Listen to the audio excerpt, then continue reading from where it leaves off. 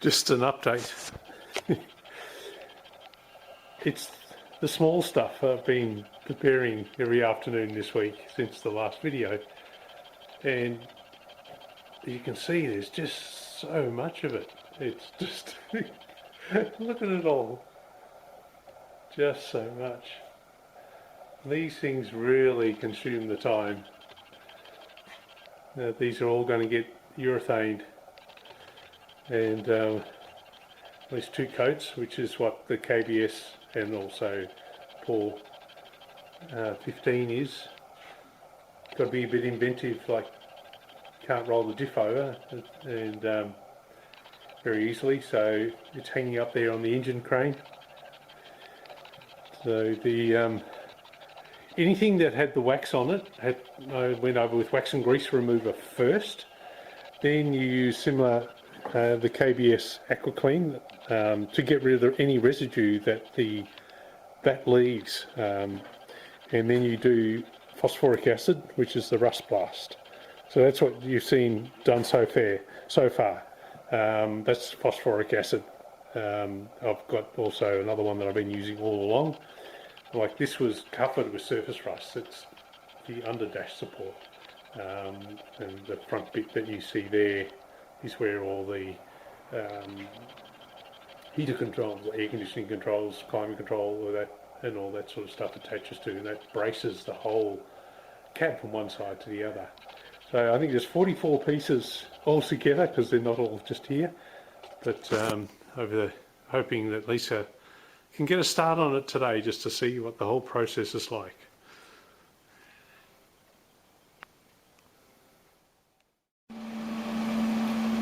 Lisa all masked up.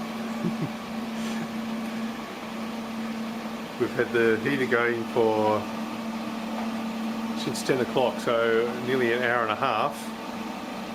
It's only 12 degrees in here Celsius, and you've got to have a minimum of 13.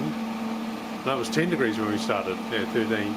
Got the temperature up, 22.3. The kicker was we were on, it was 74% humidity, and you've got to have a minimum of 60 or lower. So we've got it down to 58.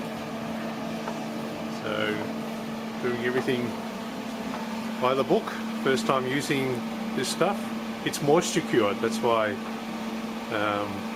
we're so critical on this. You can have it dry too quick and you get little popping bubbles of the gas escaping because it's and trapped because they're cured too quickly. So that was our big concern. So we bought this heater here, and it's doing a roaring job. As I say, it was 10.4 degrees from memory, and now we've got 22.3 in less than an hour and a half. So got a fairly big space, but it's drawing cold air from all under the house here.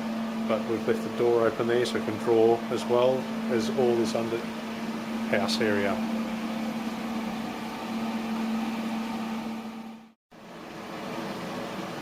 The starter's been made. Good. The best thing was the under dash support frame. It'll never be seen, but we want the corrosion protection, and it's a good place to practice. Might be the only thing that gets done today, but that's fine. We just want to learn and start. So it's a good place to start. Seems to get really good coverage, which everyone says it does. So, and then it should all flow out as it cures. The problem is if the humidity is too high, it'll cure before the brush marks disappear. So time will tell. Just opened up the doors, and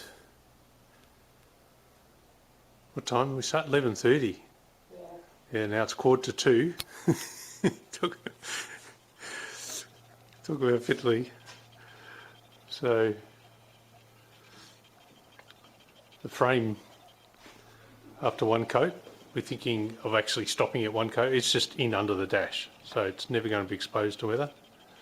And a few little brackets to use the very last bit of paint that was in the jar, because you cannot return this paint to the jar, to the can.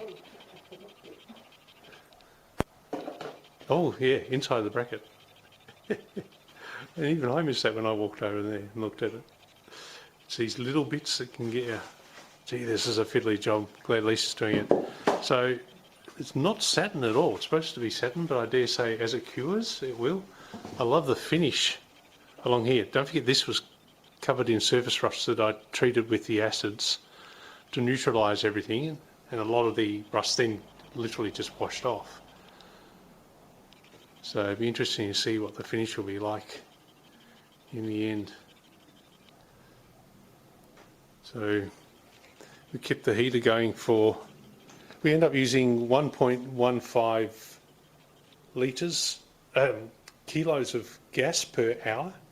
So these are, someone literally thrown that bottle out. So we got 2 hours exactly out of that, and I weighed it, there was 2.3 kilos left in it. So, and then we switched to this one that's also nearly empty, that's one of ours. So we'll be changing to swap and go after this. But Lisa's ready to call it a day. And the thing is, if you want to do 2 coats, then you must do it within 6 hours curing. Otherwise you've got to sand it. And this stuff is so rock hard that you don't want to have to sand it. So this, we're calling this as a good effort for the day. It's the next day, so I'm getting my first look at it. We've learnt a lot, and that's why it was a good idea to start with something that's up under the dash and will never be seen. Don't forget, every single Grand Cherokee of this model in the world has no paint on this frame, and they just don't paint them from the factory. They're just raw steel. So we're over and above that, and that's why it wasn't a concern to me. I'm just being a bit fussy by wanting at least something on there.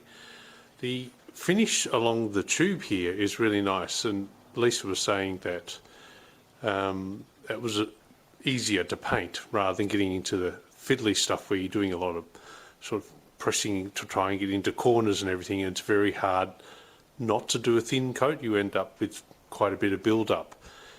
Another big lesson that was learnt, and this is an extreme example of it,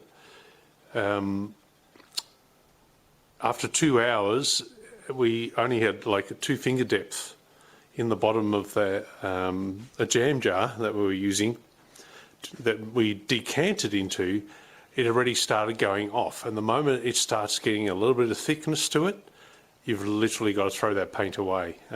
It should just stop. And so these are valuable lessons. I knew this was going to be a really fiddly job. It was 2¼ hours all up, and so we really should have put even less paint in and then gone on further. But that's what practicing is all about, is observing what's happened and then see if you can improve upon that. So we'll continue with things that are up underneath the outer view, basically, and then see if it improves before doing the chassis. Otherwise, I might have to send it out and get someone to spray paint it with the product. You can buy a special reducer for it, so it can be spray painted.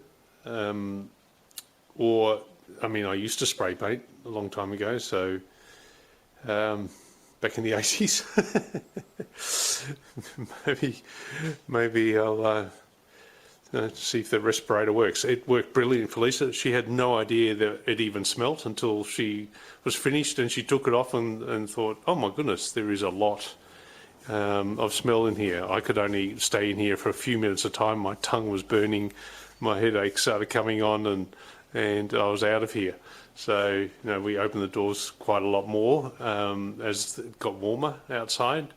So today's a really nice day. Humidity's still up a little bit, but it'll be a good day, and Lisa's back at work, being Monday. But she's taken tomorrow off, and hopefully we'll get a bit more done. So it's learning, and it's got promise.